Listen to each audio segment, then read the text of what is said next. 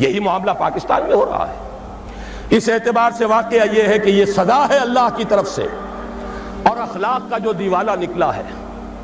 دوائیوں میں شاید دنیا میں کوئی قوم نہ ہو جو دوائیوں میں ملاوٹ کرتی ہو۔ کوئی غریب عورت ہو سکتا ہے گھر کے برتن بیچ کر آئی ہو اور اپنے بچے کے لیے یا اپنے شوہر کے لیے دوا لے کر جا رہی ہو، اور 15 روپے کا ایک کیپسول اس نے خریدا ہو، لیکن اس کیپسول میں چاک بھرا ہوا اور کچھ نہیں۔ یہ کام سلطنت خدا داد پاکستان میں ہو رہا ہے۔ میں صرف اس ایک مثال پر اکتفا کر رہا ہوں، زیادہ وقت نہیں ہے۔ اخلاق کا دیوالہ نکل چکا ہے۔ وہ قوم جو ایک قوم تھی ہندو کے مقابلے میں اب قومیتوں میں تقسیم ہو چکی، دونوں نفاق و تمام و کمال نظر آ رہے ہیں، نفاق باہمی، نفاق عملی، نفاق اخلاقی۔ اب اس کے لیے ضروری ہے پاکستان کے دفاع کے لیے یہ بھی ضروری ہے کہ فوجوں کو مستحکم رکھیے۔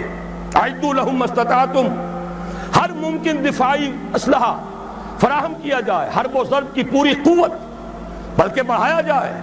اور سلسلے میں ڈنکے کی چوٹ کہہ رہا ہوں، بے نظیر نے کہا ہے اللہ کرے کہ جھوٹ ہو، لیکن یہ کہ اگر واقعہ یہ ہے کہ ہماری حکومت نے کوئی خفیہ معاہدہ امریکہ سے کر لیا ہے کہ خفیہ طور پر وہ اپنے ایٹمک پلانٹس کا معائنہ کرا دے گی، تو یہ اس ملک سے غداری ہوگی۔ ہمیں اپنے تحفظ کے لیے ہر ممکن صورت، یہ اللہ کا حکم ہے، اعدوا لهم ما استطعتم من رباط الخیل، جو بھی سامان ہے وہ بھی فراہم کرو، اور گھوڑے بھی تیار رکھو، ترہبون بہ عدوکم وعدو اللہ، تاکہ تم ڈرا سکو، ہیبت طاری کر سکو اپنے دشمنوں پر بھی، اللہ کے دشمنوں پر بھی۔ یہ سارے کام ہمیں کرنے ہیں۔ اس کے ساتھ ہی دوستوں سے معاہدے کیجئے۔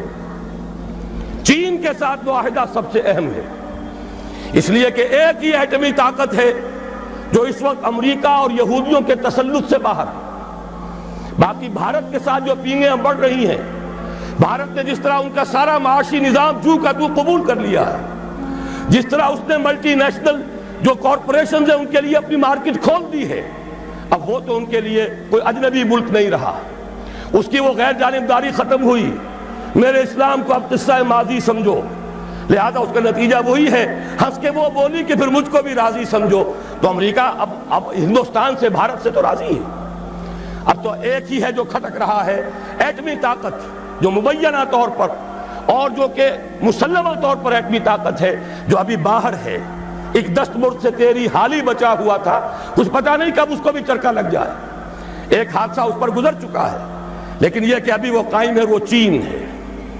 یہ تیری بربادیوں کے مشورے ہیں آسمانوں میں، ہمیں ان چیزوں کا شعور چاہیے، اور اس کے لیے اپنے دوست اور بھارت کے ساتھ ہر ممکن کوشش مفاہمت کی، اور وہ اسی طرح ہوگی کہ انہیں سمجھایا جائے کہ دیکھو اپنے اصل دشمن کو پہچانو، جو ہمیں آزاد تو کر گیا تھا مجبوراً، لیکن کشمیر کی یہ ہڈی پھینک گیا تھا بیچ میں کہ یہ غرائیں اور لڑیں ایک دوسرے کے ساتھ، اور کبھی بھی آپس میں ان کے مابین امن نہ ہو۔ ان کی ساری دولت ہم کھینچ کر لے جائیں، روس لے جائے بھارت کی دولت اسلحہ کے عوض، امریکہ لے جائے پاکستان کی پوری دولت اسلحہ کے عوض، ہماری غریب لوگوں کی کمائی، اس کا سب سے بڑا لائنس شیئر ان سپر پاورز کے پاس جاتا رہا۔ ایک دوسرے کا خوف، ایک دوسرے سے خطرہ، لہذا وہ کبھی ایک صاحب نے کہا تھا، بات بڑی پتے کی ہے، ہمارا استحصال اور پوری تھرڈ ورلڈ کا جو استحصال اس وقت ہو رہا ہے، اس کا سب سے بڑی ذریعہ یہی ہے۔ امریکہ کی سب سے بڑی صنعت ہی صرف اسلحہ سازی کی صنعت ہے، اور ہو کیا رہا ہے۔ ایک دفعہ ایک صاحب نے اعداد و شمار کے حوالے سے بتایا، پورے حیدرآباد ڈویژن جو ہمارا کاٹن گروئنگ بڑا ہی عمدہ علاقہ ہے، وہ جتنی روئی پیدا کرتا ہے وہ ساری روئی دے کر ہم صرف ایک F-16 جہاز لے کر آ جاتے ہیں، اور وہ F-16 جہاز اس کا ایک پرزہ بھی اگر ناکارہ ہو جائے اور جو اصل مالک ہیں وہ اسے ریپلیس کرنے کے لیے تیار نہ ہو تو وہ ہمارے لیے بالکل بیکار، وہ تو پھر جائے گا کہیں کباڑیوں کے ہاں جا کر بکے گا، اس کا کوئی مصرف نہیں۔ یہ ہوتا رہا ہے 40 برس 45 برس، اور اس میں یہ کہ اس بات کا پورا اندیشہ ہے، بلکہ یہ کہ زائنسٹ لابی کا پروگرام یہ ہے کہ پاکستان کے بھی ٹکڑے کرائیں اور بھارت کے بھی ٹکڑے کرائیں، تاکہ کوئی طاقت نہ رہ جائے جو ان کو کویسچن کر سکے۔ ہمیں یہ احساس اور شعور بھارتیوں کے اندر پیدا کرنا ہے کہ ہم اس کا بیٹھ کر معاملہ کریں، اس کا حل نکالیں، جو وعدے کیے تھے انہیں اب جو تم نے تاکہ نسیان پر رکھ دیا تھا ان کو پورا کرو، اور خدا کے لیے آپس میں لڑ مرنے کی بجائے اپنے اصل دشمن کو پہچانو۔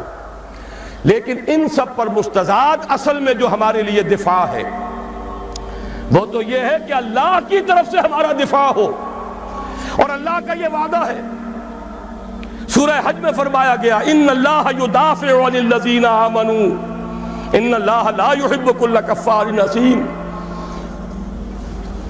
كل خوان کفور اذن للذین یقاتلون بانہم ظلموا وان اللہ علی نصرہم لقدیر۔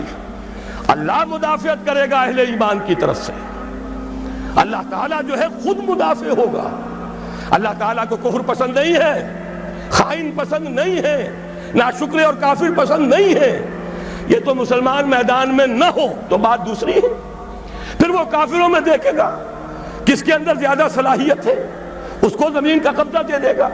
لیکن مسلمان ہوں، ثابت کر دیں کہ ایمان اور عمل صالح کا حق ادا کرنے والے مسلمان ہیں، تو کیسے ممکن ہے اللہ کو ان سے کوئی محبت نہیں؟ پھر تو اللہ تعالیٰ دفاع کرے گا اپنے ان بندوں کی طرف سے، اور اللہ تعالیٰ ان کی نصرت پر قدیر ہے، اس کی قدرت رکھنے والا ہے۔ جب تک کہ یہ دفاع ہمارے شامل حال نہیں ہوگا، اور وہ کیسے ہوگا؟ جب کہ ہم اللہ کے خلاف جو جنگ کر رہے ہیں اسے بند کریں، اللہ کے ساتھ مفاہمت کریں، مصالحت کریں، صلح کریں۔ یہ سمجھ لیجئے اسلام کے معنی کیا ہے، گردن نہادن۔ اگر کوئی مقابلہ تھا سپر انداختن، سپر ڈال دینا۔ اللہ کے سے اگر کوئی جنگ تھی، کوئی تصادم تھا، ہتھیار پھینک دینا، یہی تو اسلام ہے۔ ہمیں چاہیے بحیثیت قوم، بحیثیت ملک، ہم اللہ تعالیٰ سے جنگ بند کریں، اس کے سامنے اپنے ہتھیار پھینک دیں، اس کی اطاعت قبول کریں، تو اللہ ہمارے دفاع کا ضامن ہے۔ ان اللہ یدافع عن الذین آمنوا ان اللہ لا يحب كل خوان کفور۔